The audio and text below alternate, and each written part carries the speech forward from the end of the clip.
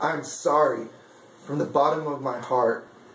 Although apologizing doesn't even seem to start, to fix the years of oppression from the group I call my religion. But before I start, a disclaimer is needed to warn those whose emotions are deep-seated. Please set those feelings aside for the time being. Who knows what you hear might be freeing. It is amazing to me that though society has become open to all things queer, that my church's judgmental eyes still look on with fear. But if we take this time to look in the mirror, my fellow Christians, we would start to see things clearer. I mean, judgment comes from a sense of moral high ground because our faith in God makes us so profound. We sit here and preach that sex and being gay is a sin, but we have priests touching little boys over and over again. For those who still think we are better because we have Jesus Christ our Lord, the next message should strike a chord because the sin of death is even more than we can afford. If you really started listening to Jesus' teachings, we would start to look inward and stop preaching. I mean, in the gospel where Jesus had spoken, he said, I didn't come for the healthy, I came for the broken. So if you're an atheist, Jewish, Christian, Muslim, whatever, it doesn't really matter what you believe.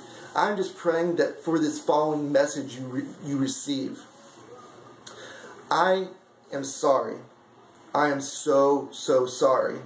If you've ever been hurt, judged, or rejected by those Christians who consider themselves selected, this is my vow to you. I will remove my mask of judgment and reveal what is true. The truth is, I am the worst of the sinners. In fact, if they had a competition for the most prideful, gluttonous philanderer, I, in fact, would be the winner. I promise to remove the log from my own eye before I try to give your tiny little speck a try. I will no longer judge for your faith, color, or sexual orientation, but instead, I will use love to build a nation.